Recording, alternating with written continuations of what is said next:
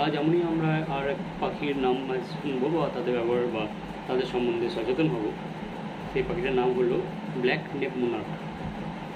Black নেপ মোনার্কের Bangla নাম হলো নীলচোরা বা কালো মাথা নীল কটকটিয়া। এই পাখিটি বনের পাখি।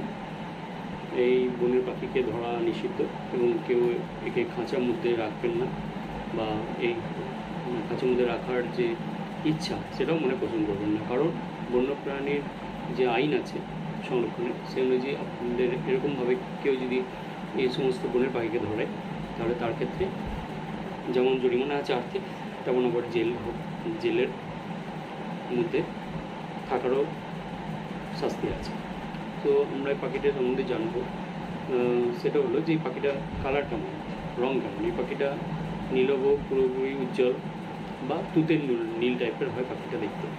আর পেটে গাছটা একটু সাদাটে, আপনারা ছবি দেখতে পাবেন, তার মধ্যে বুঝতে পারবেন যে পেটে গাছটা একটু সাদাটে ভাব আর গাটা নীল, আকাশি নীল বা তুতে নীল রঙের, সুন্দর উজ্জ্বল রঙের বেশ নীলটা ভালো লাগে দেখতে।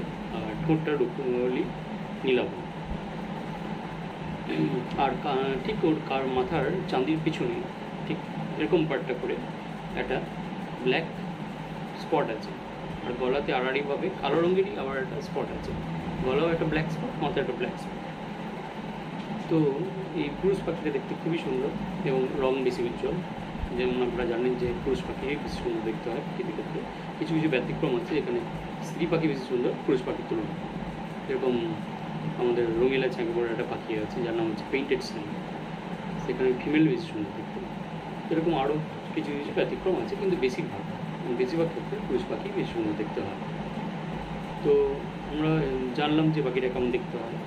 এবার হচ্ছে এটাও জানলাম যে এখানে পুরুষ পাখি বেশ সুন্দর দেখতে এবং স্ত্রীর রঙটা একটু হালকা, বড়ো নীলভাবেই থাকে পুরোটা, কিন্তু একটু লাইট বা ফেডেড টাইপের। দেখলেই বোঝা যাবে যে কোনটা পুরুষ কোনটা স্ত্রী। আর এখানে আমরা দেখতে পাই ওর আবাসস্থলটা অ্যাকচুয়ালি পাহাড়ি উঁচু অঞ্চলে থাকে এবং গোটা পশ্চিমবঙ্গ জুড়েই দেখা যায়।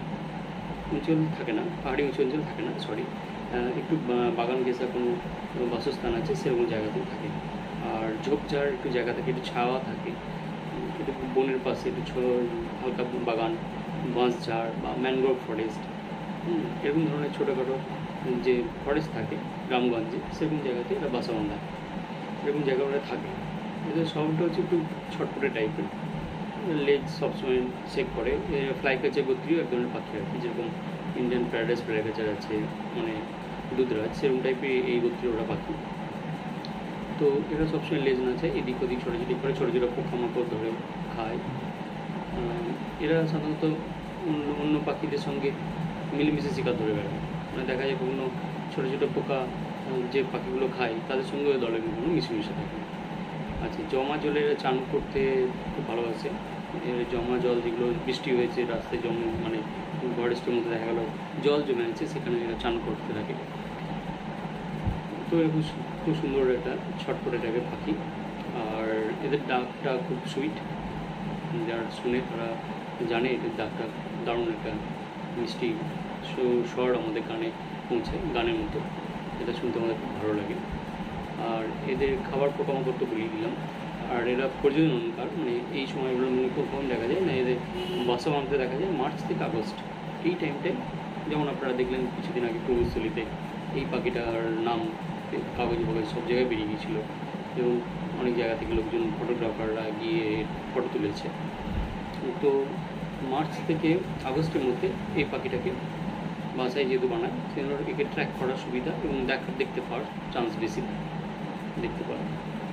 আর এদের যে বাসাটা হয় সেটা দেখতে একটু কাপের মতো, ফানেল টাইপের ছোট্ট, যার মধ্যে ওরা 3 থেকে 12 ফুট যে হাইট হয়ে গেছে তার মধ্যে বাসা বানায়। আর বাসার মধ্যে 3 থেকে 4টে ডিম করতে পারে। তো এই হলো আমার বলা আপনার সম্বন্ধে। একে ধরার চেষ্টা করবেন না, এদের বাঁচিয়ে রাখুন, বন্যপ্রাণী ভালোবাসুন, ভালো থাকুন।